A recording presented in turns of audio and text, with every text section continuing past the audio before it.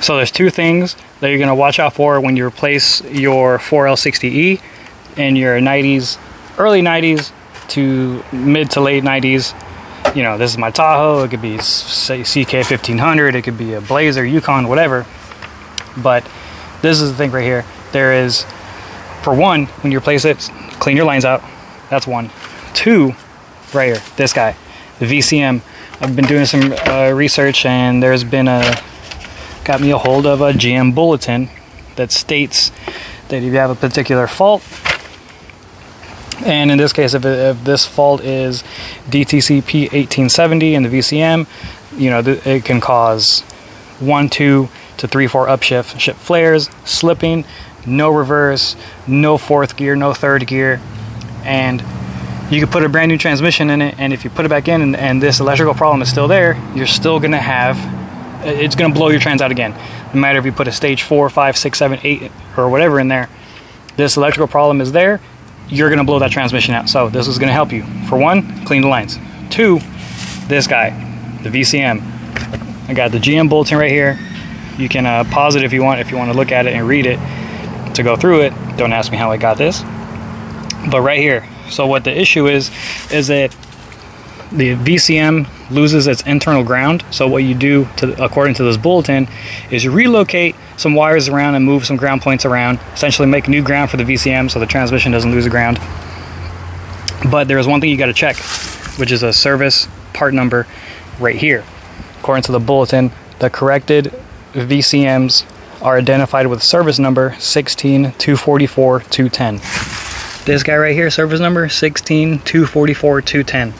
So this guy this is already an updated VCM, being that it says the beginning of 2/14/96, the production dates.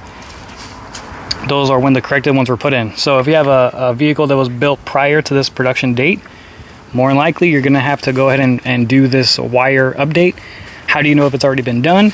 You'll have a loop, an additional wire between two connectors here, which I believe is this one and this bottom guy down here, and it's going to be like a GM sticker. This, you know, this bulletin number, yada yada yada, has already been applied. So if it hasn't been, you can go to your local GM dealership and go ahead and they'll give you the kit right there on the spot. This particular one at GM, this was about $98 for the jumper harness, and it comes with instructions on how to do it, which is laid out all right here. And it's super simple, super easy. Luckily on this one I don't have to do it. Yeah, jumper harness kit. I don't have to do it because this is already a revised number, but something to look out for, and that's number 1, to make sure your transmission, when you put it back in there, does not blow up again. Number 2, the lines. Alright, so we got the old one. It's gonna go on its way back to Florida, back to Monster.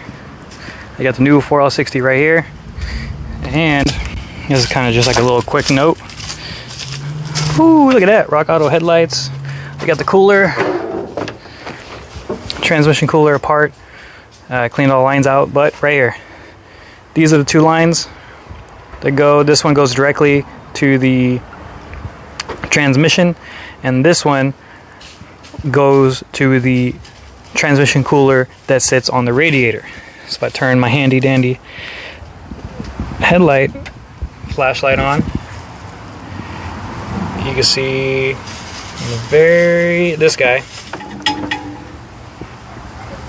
is the inlet from the line that I showed you up over the front, and this guy right here that I got my finger on goes back to the transmission.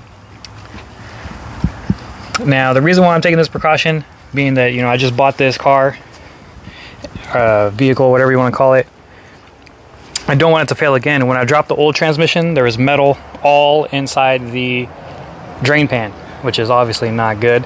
So you recommend, obviously anyone either recommends to either replace or clean these lines out. This one blows through fine since it goes straight over there under directly to the plug of the transmission, and I can show you that plug goes into this guy right here. It goes straight into the line. I could put compressed air into it and no problem, but this one right here, this guy's clogged up. And the reason being for what I'm thinking is that the transmission cooler attached to the radiator right here is actually clogged with metal and all kinds of stuff. So I'm not going to take the risk. I'm not going to try and blow this one out and clean it or whatever. I'm just going to replace the radiator. With the lines off, I'll be able to blow through them easy and get any kind of metal shards out. But this one right here, I'm just going to go ahead and replace it. I'm not going to take the risk. And literally, it's right here. Like, it's going to come apart. So that's my little quick tip on that. That way you don't have a transmission failure again. No matter if you're going to put a used one or whatever, it's always recommended to go ahead and clean it out. That way you don't get any metal back into your transmission. And for those wondering, since I got a Monster transmission, watch out right now. What? Oh jeez, I gotta step over him. Here's the fluid from Monster. You get the Burn Autorama transmission Burn Rubber Brewing ATF synthetic cider. That's weird. So there goes that. Hopefully this will save you from having to purchase another one, because any transmission purchased new or used is quite a bit of a chunk of change. So that's it. Catch you on the next one. Hope you have a great day. And yeah, I really don't care how your day is gonna go. Whatever. Later.